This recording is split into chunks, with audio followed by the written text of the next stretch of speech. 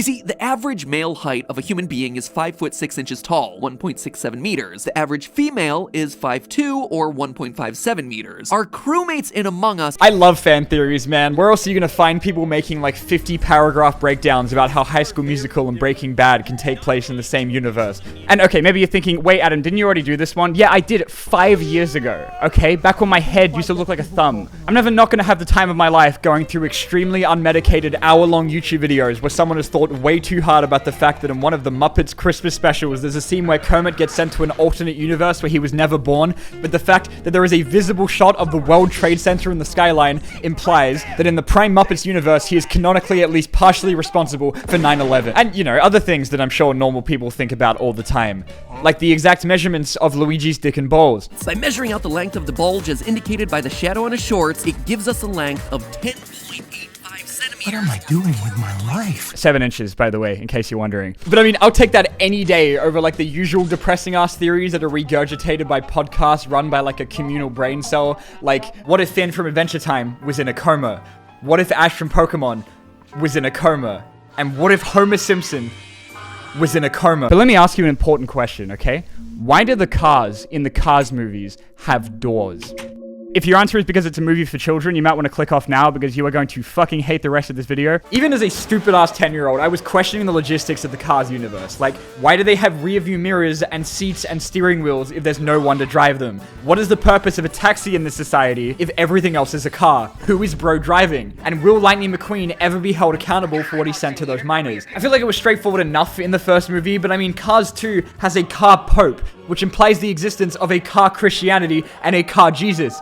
Maida, are these cars considered lemons? Is the Pope Mobile Catholic? Hey guys, so while that insane man has a mental breakdown, I'm going to tell you about the sponsor of this video, Man to Sleep. Like any fully brain-rotted 20-something-year-old who doom scrolls on their phone until 3 AM, I am not that great at sleeping nowadays. I think I'm at the point where I'm functioning entirely off of lethal amounts of caffeine and Instagram reels. And on the 2 nights a year I do actually get to sleep, I'm very fortunate to be the proud owner of the worst blinds of all time that are so bad at keeping out the one thing it's supposed to do that I get completely flashbanged every time the sun comes up. But it's nice to know that it's not just me, okay? Apparently sunlight messes with our circadian rhythm and makes it harder to fall asleep and feel refreshed, which I don't think I've felt since I came out of the womb. But with Man to Sleep's Sound V2 mask, you can finally get 100% blackout from that pesky sun and a pretty sick Gojo cosplay at the same time. Their mask is easy to adjust, super spacious and comfy, easy to clean, doesn't put pressure on your face, and works no matter how you sleep, and is especially designed for you complete psychopaths that sleep on their side. And if you're also blessed enough to share a house with the kind of people that cause a 5.3 magnitude earthquake every time they snore,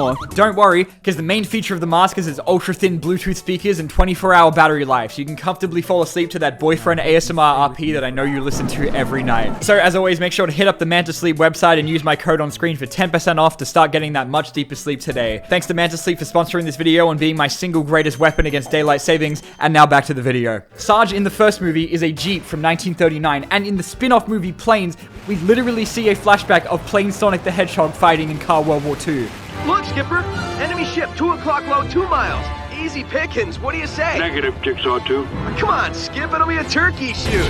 And we know that there are other countries like this too, because there's a car Italy and Japan. This is a population of merchandisable sentient vehicles on a global scale. Cars 2 also has a TSA, which begs the question, do you think the plane was sentient? And there are UFOs that are also cars, which implies the entire galaxy is like this. And the more we find out, the more questions we get from the extensive lore they casually drop in the Cars shorts, like finding out they apparently evolved from prehistoric cars and car dinosaurs. And this is not even mentioning the scene where Maida goes to the bathroom. Which, I mean, yeah, you could be like, is a car wash for them, but then why are there sinks and a hole in the ground? Do they shit? I mean, we get confirmation in Cars 2 that they can die, because Maida makes about 38 potential orphans in that movie, which is not even surprising coming from the guy that casually has a bunch of amputated body parts in his scrapyard that nobody in Radiator Springs thinks is weird at all. Maybe because in a deleted scene in the first movie, Lightning's original punishment for the $80 billion of property damage he caused was for them to surgically remove his fucking brain and transplant it into another car. What have you done to me? You put my engine in a steamroller? This being before they put Maida's brain into McQueen's body and he is able to drive around using his hollowed out corpse. What do you think you're doing? Just borrowing your body. Come on, you ain't using it. I'll give it back when you're done. And even if at the end you find out it was all a dream, still, this scene tells us that the souls of the cars are stored in their engine. But then, in like the opening 5 minutes of the first movie, we are burdened with the knowledge of the existence of car children.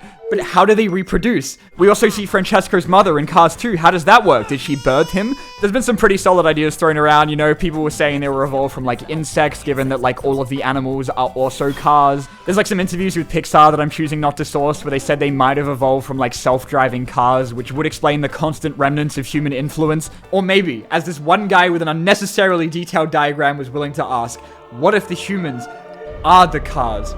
Which only sounds crazy until you remember that the cars eat human food in Cars 2, okay? When Mater goes to Japan, he eats normal-ass sushi that I guess is made from fucking carfish or something. The cars drink oil, but also water and regular alcohol that I don't even know how they get in their mouths because they don't have fucking hands. And in the first movie, Mater takes Lightning to a farm to go tractor tipping, and I've always wondered why they were even there. Because it forces you to ask whether they eat the tractors or the much worse option of whether they are milking them. And if you want to like consider the Pixar theory, you know, the idea that every Pixar movie is connected along the same timeline that only works if you don't think about it at all, you could say that this just takes place a while after they destroy the planet in WALL-E and that all of the cars are mech suits devised by the remaining population of Reddit mods, which is my personal favorite because that means that Cars 2 is a full-length Gundam movie. Anyway, let's talk about something I don't shoehorn into enough things on this channel, Transformers. In the lead up to the 7th Transformers movie that any normal person that gets more than 5 minutes of sunlight a day probably isn't aware is separate to the Michael Bay movies, which you can tell by the absence of pissing robots, we found out that the bad guy of the movie was going to be Unicron, this big-ass planet dude with zero character traits outside of gobbling up planets and kidnapping the hottest member of their species to turn into his edgy Deviantado seas he calls Terracons. One of these Terracons is Scourge, who before the movie came out, all we knew about him was that he was like a big evil dude who turns into a truck and appeared to be wearing a mask. And one day, when some promo art for his toy came out, someone noticed something a little strange. Because the only part of his face that we could see behind the mask looked suspiciously like Optimus Prime's head. And that's when it hit me and the other 7 people that were excited for this movie. What if Scourge was Optimus Prime?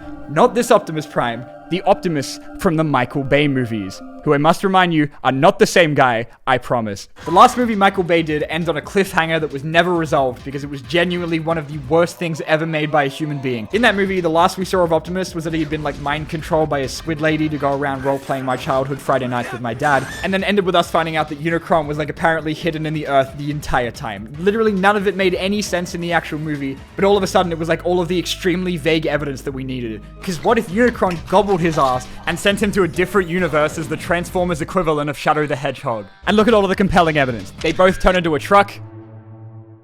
Yeah, but considering that like this Scourge design wasn't even the one they were going to use in the movie and that the head was definitely just a reused asset, ultimately everyone decided that maybe we were all getting a little carried away. Until another toy came out for another Terracon Battle Trap, except the promo art they used wasn't of his actual model, but instead it was Ironhide, also from the Michael Bay movies.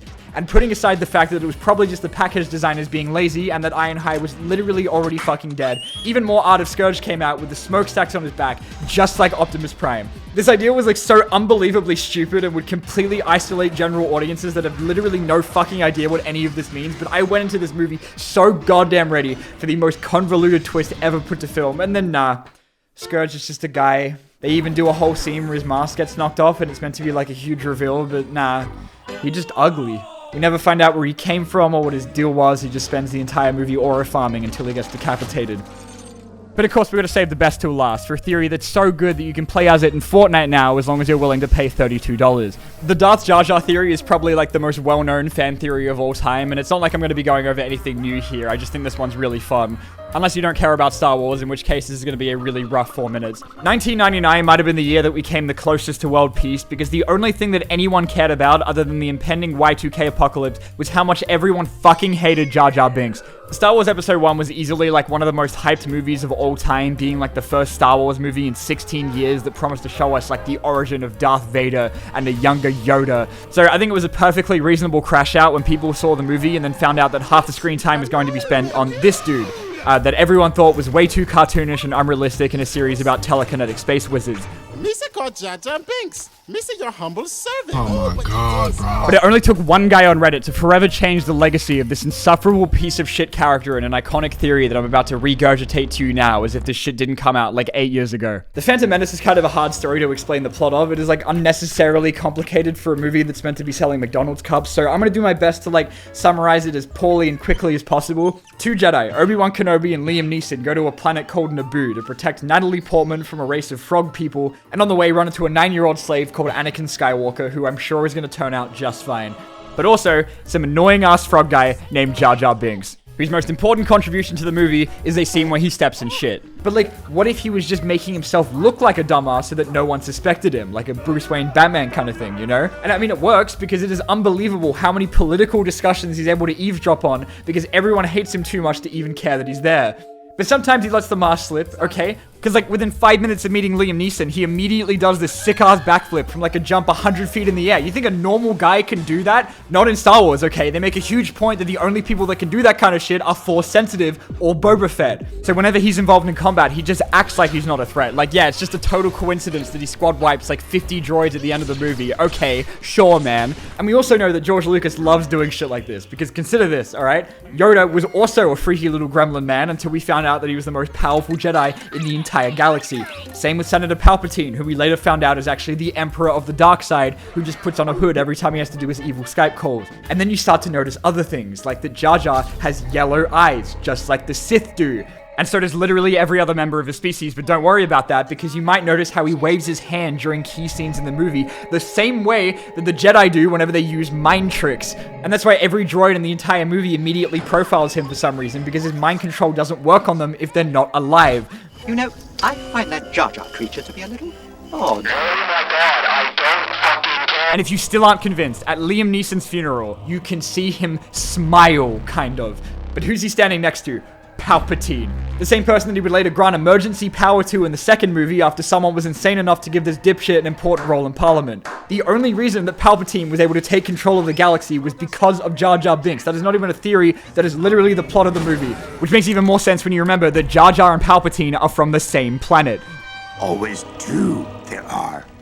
No more, no less. A master and an apprentice.